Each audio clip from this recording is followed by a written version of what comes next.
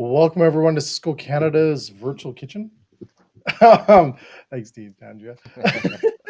Well, first of all, I'm excited about this because I don't think this has ever been done before on our shows. So, first of all, we have a great show today, bringing in Lynch Foods and Cardinal Meats to combine together. This is like a cool party together of really around great ideas around these challenging times and adapting to them using sous vide chicken, rotisserie chicken, which is so cool, and the product looks amazing. But first of all, today, so we're gonna do a little bit of a little chat prior to getting into cooking and talking about some of the food things. But first of all, I want to introduce Andrea Nicholson, rock star legend. Right? Hi, my friends. I'm not on the screen on the camera. That's okay. Today, okay. Right? You guys are the rock stars, not me. And good Steve to be here. Lynch Foods. Steve, welcome as well. Hey, Jay. Hey, Andrea. So happy to be here, guys. It's going to be a fun one. It's going to be amazing, first of all. Yeah. I'm so excited about this because we've never combined two companies together on a show like this to create great ideas for our customers, and this hasn't been done before. So I'm stoked about this. So stoked. So stoked. First of all, before we get in, let's talk a little about the challenges we've had in this industry. And we sure have had a few over this last year. So, Andrea, you own Butchie's and you deal with this every day. What is some of the things that's happening right now as we kind of get into this? Are we open or closed? Are we open or closed kind of time in our lives? What's some of the challenges you've been dealing with? Well, it's pretty exhausting, that's for sure. This sort of like start, stop, and modifying and bringing in staff and then having to pull back again. And as a business owner, there's a lot that rests on my shoulder, just for the staffing piece of it, having to bring in staff and then train them and then say to them, okay, well, we don't have hours for you right now, so hold off for a little bit. And it's not fair. It's this like crazy kind of Ferris wheel that we're on. But also just the operations of running a restaurant right now have been like so challenging, implementing an online ordering system, having your POS partners align with you that way, then marketing that to your customers, to giving them the option of, choosing online ordering. The logistics of customers coming into the restaurant socially distanced, taking their names, tracking their presence in our space. When we had the patio open, it was training them on how to distance and still serve and still give really great customer service. So it's been all over the air. And then transitioning to food in a box. Yeah, we had a very strong takeout, but transitioning, hot, beautiful food that should be eaten in person into a fiber box, which sweats, which, doesn't just translate the same at home. Those have all been the challenges. So it's never ending.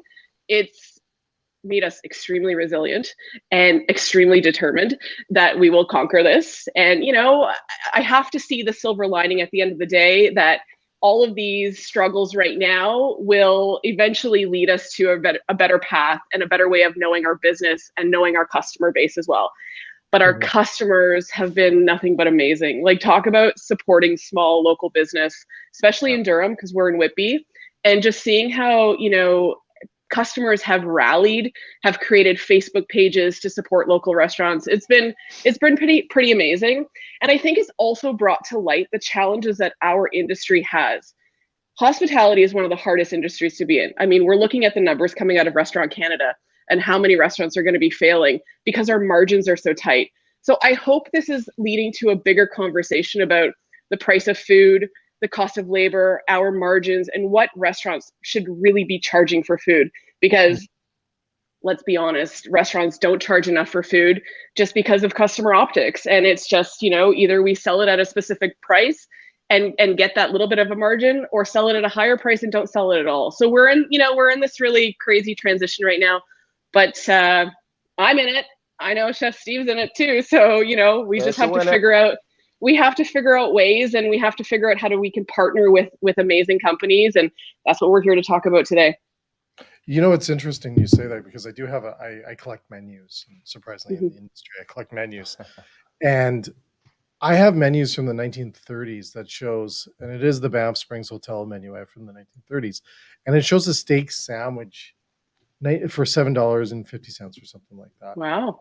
Right. So if you look at the inflation, but you look at what like a loaf of bread was in the 1930s compared to now versus menu prices, you're absolutely right. They haven't moved up, or the cost of living, or where products are. They Yeah. haven't really, because there is places out there. I bet you can still get like a 10.99 steak sandwich somewhere, We right? have places here in Durham that sell, breakfast for $1.99. Yeah. Now, I've been in this business for a super long time, and you cannot show me or direct me to a place where an egg is cheaper than 15 cents, a piece of bacon is cheaper than $4 a pound. It's just not possible. So, it's to bring customers in. I understand that marketing perspective, but that's not a winning equation. So No. we have to start increasing our prices, and also the price of labor. Like, paying people an equitable living wage is not $15 an hour anymore. We're in the $18 to $20 an hour to have people who want to cook and who want to be in this industry. So everything's rising, and we have to as well.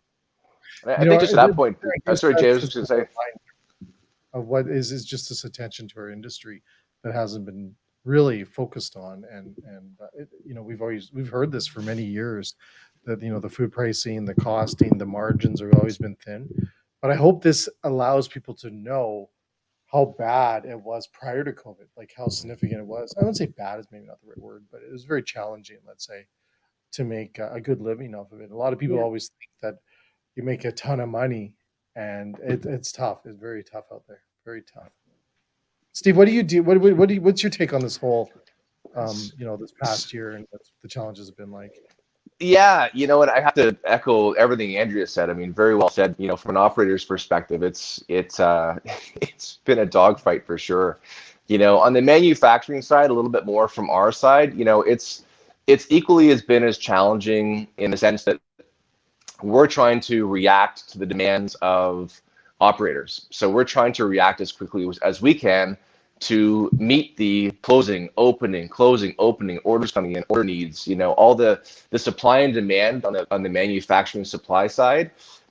It's been challenging as well because, as we service all of Ontario here at Lynch, sorry, all of Canada here at Lynch, there's different provinces doing different things and different provinces at different stages of being open, not being open. So to try and plan and work through that in these times has been challenging, but we're fairly nimble here, and we feel like we've done a pretty good job accommodating the needs and the requirements of those. Everyone needs food. People need food to put on their menus and to serve. So it's been a real challenge for sure. But I will say, and I think one of the key points to today, and I think this is amazing. The fact that we can actually partner up together and talk collaboratively as a food service front, I think is awesome, because I think prior to COVID, this may not have happened. We may not have wanted to share secrets and share ideas and share things, but because we are all in this together and we all want this industry to survive and thrive, we need to work together to make sure our messaging is heard and ideas are shared, and we can do what we can to support each other, because without us, all of us working together, it's going to continue to be a challenge. But like I said, similar to what Andrea said, it's a challenge on this side, just a little bit different, but trying to make sure we do what makes sense for our business model as well. So yeah. Well, let's we talk so safe sous vide, and we're going to talk about this a little bit here, addressing these challenges. So how does this play into really helping a lot of restaurants out there? I think it's an amazing product for a lot of these things that we just talked about. But Andrew, what's your take on the whole safe sous vide and addressing some of these issues? Well, I mean, it's partnering with companies like Cardinal and Lynch that are finding ways for restaurateurs and chefs to not find a shortcut. And I don't want to use the word shortcut, but speed up their processes, find labor savings, and find all those little like hidden treasures. And right now, as a chef and a restaurant owner, taking a raw ingredient, bringing it in from a supplier, paying for that, then paying for the labor, it adds up. And with Cardinal and their Safe Sous Vide program, they've created some amazing proteins across the board, even alternative proteins that have sped up cooking processes, shelf life inside of a walk-in. And we're going to talk about the sous vide half chicken today, because it just kind of blowed my mind. When I first met the team at Cardinal and they introduced me to this product, I was shocked. So I own a meat plus 3 restaurant where we bring in raw products, our chickens, for example, we bring in whole fryer chickens, 3-pounders. We brine them for 2 days. We clean them up, then we smoke them for like 4 hours, and then we process them, and then we have to serve them. So that process is so long. But Cardinal, through their safe sous vide protein, has presented half sous vide chickens in pack, which I have to show you one because it's pretty rad. So already cooked, sous vide in their own juices. So, I mean, chefs can appreciate this, the gelatinized, reduced stock that's inside of this. There's so much flavor. And to be able to take a protein that has been cooked perfectly well, but then as a chef to be able to open it up and then take it and manipulate it to whatever flavor profile you want it to. Those are the exciting things that companies like Cardinal Meats are bringing to the table, because it allows us to have that flexibility to make it our own. And that's what's really excited. And then with Steve and his products at Lynch Food, just to elevate it to another level. So they're beautiful products. Like, do you want to show one just quickly before we run to a quick commercial? Like, they're huge too. They're huge. They're sous vide, so they're cooked in a water bath. They're, safe of any harmful pathogens because they haven't touched any hands, no exposure, especially now we're living in a COVID era. Yep. They're shelf stable, not frozen. They're shelf stable inside of a walk-in for 30 days. I mean, that alone is such a game changer, because what half chicken could stay shelf stable for that long? It doesn't exist. And the right? And I mean, the pack size inside of a walk-in compared to a case of whole fryer chickens, you've taken away a quarter of the space. So, there's so many things that add up that make it so efficient and smart for restaurateurs and chefs to use products like these. Yeah, I think it's awesome. And it's typically not the head chef doing the cutting of the chickens either, right? The other thing, right, too, and I was just going to say, the other thing too, I mean, Andrew, you touched on it as well, but like, think about all of the potential cross-contact or cross-contamination that could happen having whole birds, whole chickens in your restaurant, whether it be in a storage area in your cooler, from a cutting board to a knife to hands to, aprons, etc. This eliminates all of that. So you can have a rotisserie chicken program or a pulled chicken program if you want in your facility without having to actually bring in chickens and deal with all of those other potential hazards that could happen. It's a huge win. That is a major factor when it comes to restaurant operators. Health inspectors frown huge upon this kind of stuff. Yeah. And having to eliminate that is just, it takes a huge weight off your shoulders as an operator and as someone managing a culinary program. So a huge weight. I mean, not to mention, I don't know, Jay, do we need to take a break? Because I can keep going. Go ahead. Also, in addition to what you just said, the cook time, like when we think about like cooking a whole bird, we're at least an hour and a half, even if you're cooking, relatively hot.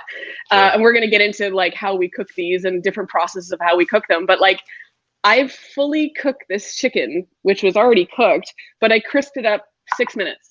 6 minutes. Like if we're talking about pre-COVID, we're living in a COVID era where we've transitioned to takeout and we've transitioned to, I know my service is so much faster than it ever was.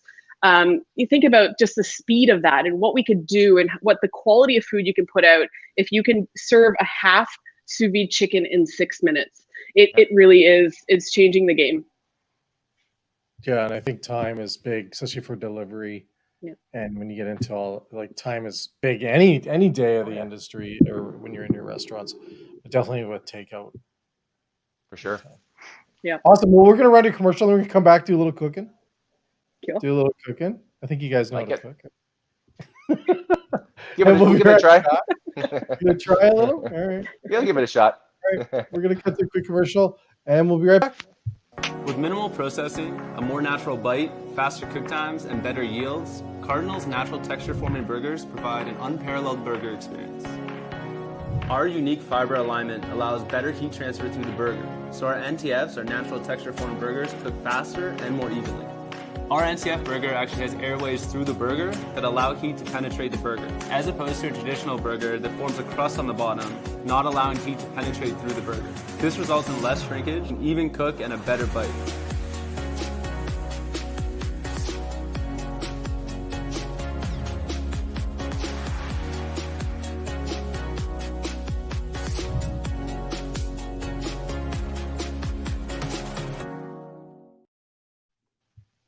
Alrighty.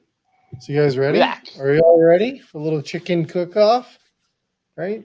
Oh, is this a contest? You know, Well, I don't love know. me a contest. It's always a contest with you. Come on. Come Look how on. many contests with you. It's like a game show now. Yeah. Curveball here. No, Steve, no smack talk. Okay, All no right, smack talk. all right. We've been there, we've done that. All right. We covered that pre-pro. We're all good. Alrighty. So really, what are you gonna be cooking up, both of you? Who wants to start? Andrea, what are you cooking? Ladies Okay. first. Thank you, Steve. Ladies? So what I love, we've tried so many different ways to cook this sous vide half chicken, and I've done a couple things. So in my oven, I have our dry rub on it. So a rub that we make in-house, smoked paprika, a little bit of cayenne, a little bit of garlic powder, some kosher salt, some black pepper. And another way we're going to do it is that I have it pan fried, because again, it is so quick to cook that I'm going to shred the meat and I'm going to make a sandwich out of it with some of the Lynch horseradish sauce to go with it. So a little bit of kind of a Nice. Alabama white sauce kind of shtick. So those are in my oven cooking right now. Nice. Love it. Nice. Steve, what do you That sounds awesome. So I am going to showcase two different cooking methods, or reheating, if you will, of the sous vide. I'm going to do one in a fryer. So I'm going to dunk the whole thing into a fryer, get it all crispy. That skin's going to become super, super crispy. And then I'm going to coat that with some of Lynch's gourmet maple chili sauce. Just a quick heat in the oven to get it nice and sticky and caramelizey and all amazing. And then I'm going to pair that with some really cool sides that I'll show you. So that's the first method, so frying. And the second method I'm going to do is in a convection oven. And I'm going to do sort of a bit more of a Mexican theme to it, showcasing our gourmet chipotle sauce here from Lynch, as well as Lynch's caramel sauce as well. People often think this can just be used for desserts. Well, no. Hang tight and I'll show you what I use this for as well. So 3 different sauces, 2 different cooking methods. Both will blow your mind. So that's what I'm going to do. Awesome. Well, let's get into it. Let's get at it. All right. Well, I'm going to start with showing the chili.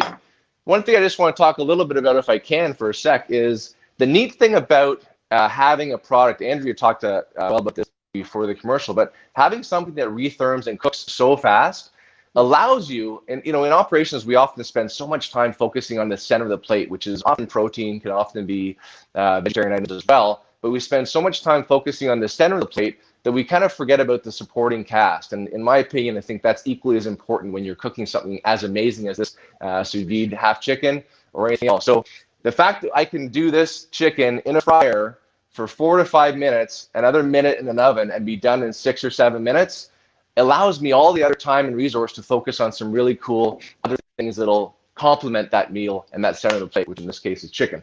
So what I'm going to do is I'm going to start by making a little mushroom salad that I'm going to put on the side of my chicken. Really easy, really simple, but really kind of cool as well. So all I'm doing is I'm going to take some oyster mushrooms that I've just seared off in a cast iron skillet with some butter, some salt and pepper, some olive oil. And then I'm going to take some radishes that I've quartered. Just going to put those into a bowl as well. These have been marinated in some sugar and salt. Some artichoke hearts go in there as well. Some pistachio nuts in there. And then I'm just going to take a little dressing. Steve, you said radishes, right? Yep. Did you marinate Nice little radishes? Yeah, so I just marinated them in a little bit of sugar and some salt. They naturally have a little bit of a pepperiness to them, a little sharpness to them. So this kind of balances them out. And it works really, really nicely with the other ingredients in here. Gives some nice color as well. Enough. I've seen it. I saw it a little bit a year ago. Come back, but I don't. Radishes are awesome, man. Like, they are so versatile. They're Nice understated. Colors. They aren't Totally. they, Andrea? Like, I totally agree. Like, because they're spice. They got the little bit of spice and that kick. Yeah. Right. And that's what we like today. Yeah. So just a little bit of that on the side. Then the second component, I just did these ahead of time because we don't want to watch how long it takes to pickle things, but nice little medley of some pickled vegetables, some peppers, some asparagus, some cucumber, a little garlic, some cherry tomatoes. little glass jar there. And then the hero right here, and you can see how beautiful this is. This is that half chicken in the fryer, nice and crisp, finished off in the oven with some of that maple chili that I talked about. And there's a couple little microgreens on top of the salad. And I mean that whole thing, literally from start to finish, you know, mind you, the pickles took a little bit of time. That's like under 10 minutes, and you've got a gourmet, full-on half chicken rotisserie style meal with some fun pickles, a cool salad that'll travel well, that'll go in a box home well, that'll, you know, even reheat it at home as well if you had to. But really cool, great versatility with the Lynch maple chili, nice sort of sweetness, a little bit of subtle heat to it. So the whole thing really works harmoniously together with the acidity from the pickles, nice little sharpness from that mushroom salad with the radish, and then the sweet chili at the end. So and when you cool. factor in, sorry to interrupt you, Stu, but when you factor in something like that and what you just put together in such a short amount of time, when you think about the labor that would have gone behind that dish, I mean, it goes up at least 30 to 40%. I mean, it speaks for itself. And I'm sure it's way too hot for you to touch right now, but I just want to show everybody who's watching the quality of the sous vide when it comes out. I mean, and this is extremely detailed, but chicken breast we know can be so dry if overcooked, but with the sous vide method, meaning that it's cooking in its own juices within a sealed environment, like we've got ridiculously tender chicken that I'm doing nothing to do. And the reason why I'm showing you this is because I put together a pulled chicken sandwich. And the great thing with the half chicken is that you can pull from white meat or from dark meat if you had left over. And so, I mean, to simply pull a chicken breast like this, we know that it's not that easy to accomplish if it's overcooked. So what I've done is that I've done two methods, one inside of a broil. So turn my oven on full tilt on broil, put it into on a baking sheet or a frying pan, and put it into the oven. 5 minutes. And what I have is really crispy skin, but just to show you sort of how tender this is, that's removing a chicken wing with no effort whatsoever. So the quality and the tenderness of this chicken is next level. So what I've done, I've dry roasted that one with a little bit of house rub on it, but I've put together a really yummy pulled chicken sandwich on a brioche bun. I've taken some Lynch horseradish sauce, a little bit of avocado, tomato, and finely shaved cucumbers. And I've put together a really straightforward sandwich that you could get amazing margin for. You could sell it for easily $12 with a side and recoup tons of margin and be profitable. Also, for the chefs who are watching, a little bit of geekery here, but when you see the packs, you'll notice that there's a lot of concentrated stock inside of here because as the chickens have cooked, they've reduced, all that liquid has stayed inside of the bag. So when you cut open the bags, you have this beautiful rendered gelatinized stock, to which if you just put into a frying pan, roast it on high heat, once it's rendered, take it out of the oven, mount it with some butter, pour it, and we're done. Even deglaze with some white wine, some shallots, and some herbs. Beautiful. It's such a simple dish to put together, and the quality is bar none. Very cool. Awesome point. Like it's liquid gold, we call it, right? The hidden stuff that people often just throw out. It's sitting there in the bag for you to use. So to enhance it, to make an extra demi, all those sorts of things. So that looks really good. That made me really hungry. So I am going to jump into my second method, which was in a convection oven. So you can use this in a regular convection oven. Again, sort of high heat, sort of 450. And again, it's not going to take very long. These things are cooked. They're fresh. They're not frozen. So they don't take a long time to heat through. So I did the same. I placed a half chicken into an oven. And while that was reheating, I just grilled off some corn on my grill. And I'm going to show you what I did with a kind of a fun side, incorporating some caramel sauce. So typically sort of a street corn, sort of Mexican style corn is charred corn left on the cob. And then it's usually coated with some type of crema, some type of sauce that will allow some cheese and some spices to adhere to it. So what I've done is I just took a little bit of sour cream, some mayonnaise, some lemon juice, some cilantro, and then I added some caramel into it as well. Mix that all together, and you get this beautiful sort of sweet, creamy caramel that's going to coat the corn. So I'm going to do that right now, just to kind of show you really quick. Again, focusing a little bit on some side applications while my chicken's doing its thing. So really easy, just sort of paint the corn with that mixture. It's already got the cilantro in there, and then from there, just going to take some sharp parm over the top of the corn. All right, Yeah. really nice.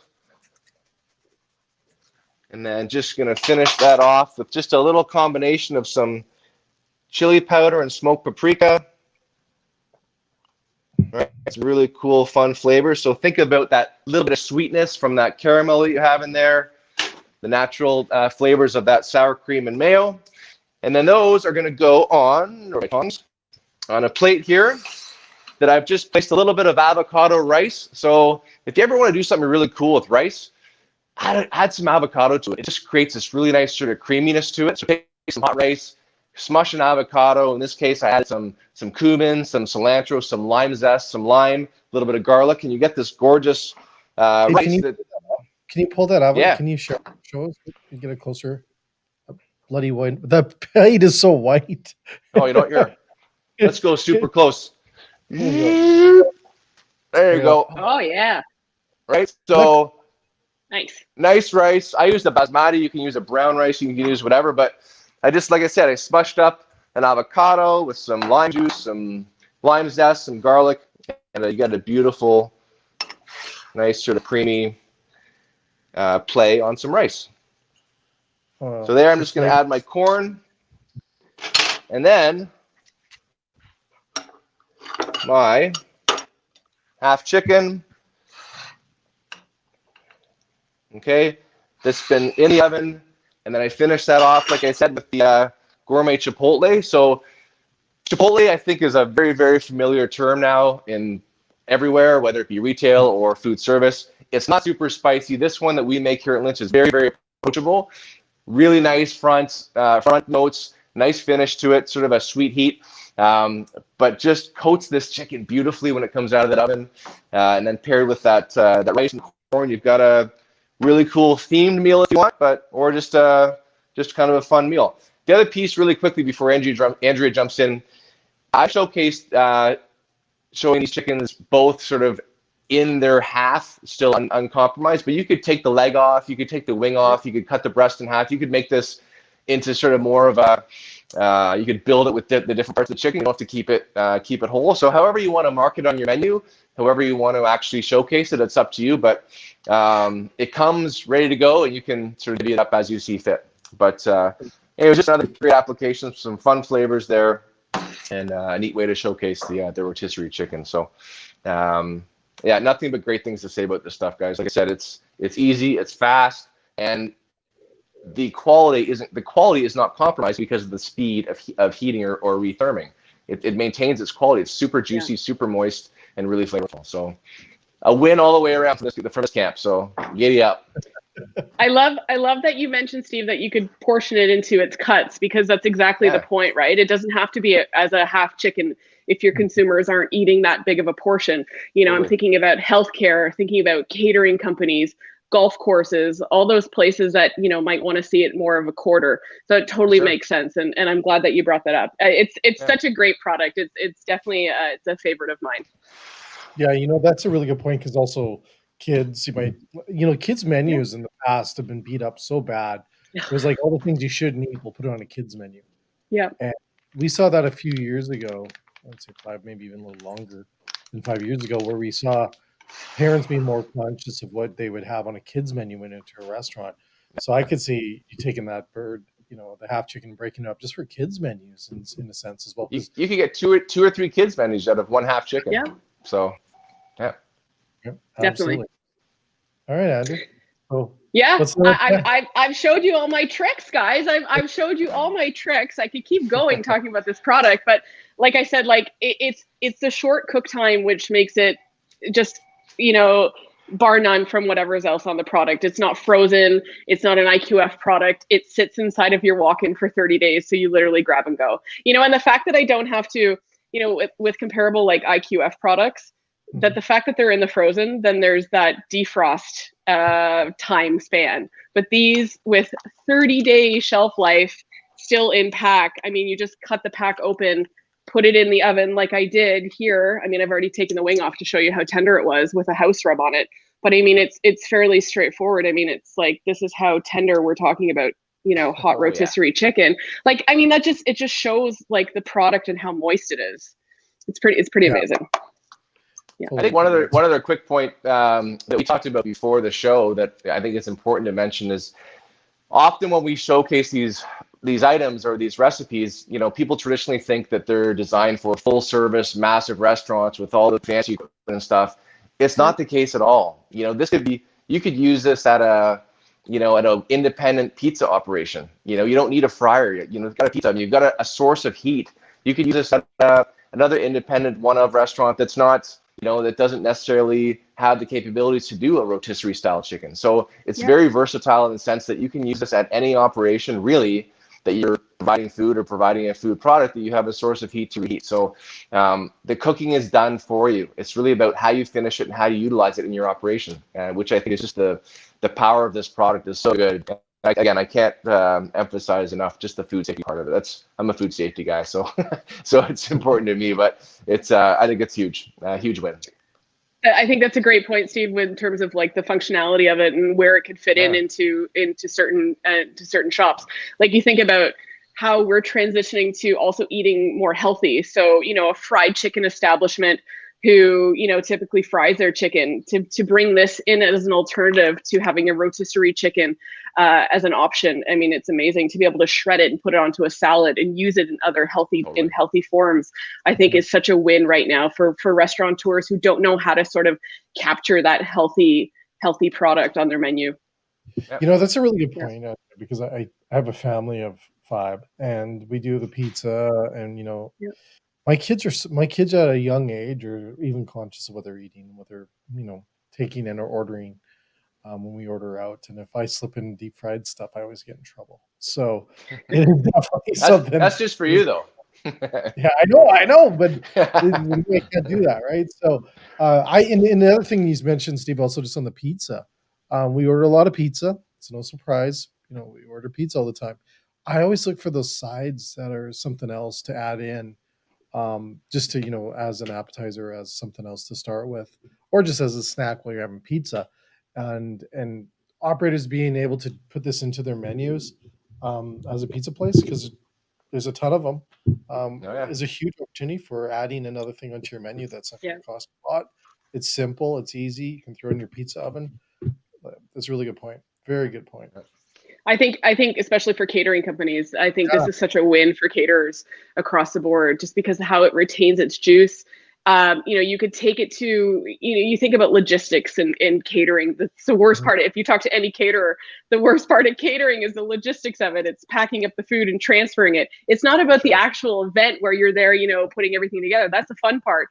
It's the logistics of it. So thinking about doing I'm doing a wedding for 100 people, hopefully coming up soon, but you know, they want half chickens on their menu. Well, I mean, like, this is a no-brainer because they're already cooked. I just need to heat it up on site. I don't have to worry about hot transport or anything like that. Like from a catering perspective, the safe sous vide line of proteins, just like, they completely dominate.